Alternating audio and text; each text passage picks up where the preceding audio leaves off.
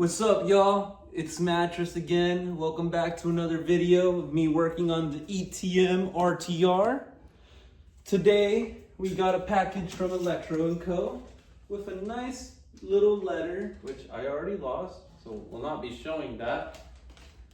And a spring to replace my foot peg mount spring, because the original that I had ended up bending somehow and just made my foot peg all floppy. You see how this one just goes up like that? It's very floppy. I don't like that. Shoots right back how it should. So we're gonna replace this. I haven't been had it. I installed a new cotter pin on the other side, but I wanna get this reinstalled so it looks all good. So this is the old one and we're gonna get that replaced. Right here you can see, this is the cotter pin that I added. It's made for a car. So let's get that removed or broken off. I feel like if you just bend it to break it, it'll be enough. Oh, there you go. So I twisted it out. Hopefully you guys got a good angle and view of that. Then you can just slide this out and it'll all come out. So this is the foot peg. If you want to paint it, powder coat it, whatever the hell you want to do, you can. Line up the spring the way it is on the other side. I believe this fat part is what goes, or honestly, I really don't know how this is supposed to go. So it is likely, if you've owned your bike for a while, it'll have a dent like that. That's where this small part of the spring is supposed to be resting on, and that'll give it the leverage to kick you back. You gotta make sure that you keep that spring there while you reinstall everything. So that's what I mean. That short part of the spring is there, and the big part holds against the peg, and that's what allows it to hold on and shoot back. Put that there. Keep this lined up like that. So you're gonna have to compress it just a little bit as you install. Get it all lined up from the rear to the, and then boom. Nice, perfect. And then make sure that it is not, I'll show you. Make sure that it's not like that. You wanna make sure that it's on the actual foot peg and it should work properly. So I'm gonna do that with me working it. So let's do it again. So you want to have this part of the foot peg there, and then this is gonna go as close as you can into the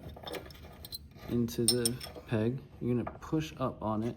I would recommend just pressing up against the right side or the left side as you do this. It's gonna compress a little bit, right? And then you want to line up that with the bracket properly. Oh, it might be slightly easier to do something like this. Get it there. Oh my goodness, I suck at this. Oh, there we go. And my goal now is to get it all the way all nicely. These things are a lot easier and a lot simpler than I may make them seem. And sometimes they actually are a lot harder than I make them seem. This is one of the ones that may be a lot simpler than I'm actually doing it, because I didn't watch a tutorial or anything to teach myself how to do this before I did it myself. This seems a lot better. Doesn't make sense to me why I don't like that. I'm gonna actually remove this and see what I can do. You guys have any tips or anything, let me know. I'm literally just gonna try to move it down there like that, and then up here, and see that that's all nice. It should work. Let's get a cotter pin and we'll see if that maybe helps out any bit. So what you can do is get yourself a nice little cotter pin set like this on Amazon. There's probably ones that have way less. Use a small little cotter pin like this and just wrap it around and you should be good. I think last time though I used one of these thicker ones just because I like the security. So I think part of my issue is also me just moving it before I even get a cotter pin installed. So I'm gonna get these cotter pins installed before I start moving it, and I'll let y'all know if that actually makes it better. And then just to show you, these cotter pins, oops, you just install it like this, and then you bend them out. You wouldn't do it with your fingers. You'll get, again, a pair of channel locks or pliers, and then bend them open. So bend it back, get it open, then bend it all the way like that. And now it shouldn't get out of here. It should stay in place, which is what you want. And then make sure none of the edges are sticking out so no one gets hurt or poked or anything.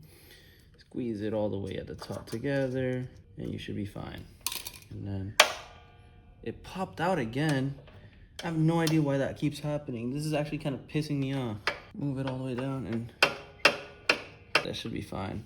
I'm gonna need to find a way to get that to stay back. So maybe a washer or something. And what I mean is you want this spring to stay stuck against that and it'll be fine. So we need a washer here or maybe a washer there or maybe even both to stick so that this stays nice. And you see, if one of these gets pinched underneath in between, that's when it gets all solid and hard to move and not smooth. But for now, that's exactly what we needed. I think as long as there's weight on this, I think it'll be fine. So I think we're good. Thanks y'all, and hopefully this was a nice little tutorial slash how to, and join me in fixing my ETM RTR. Thanks y'all.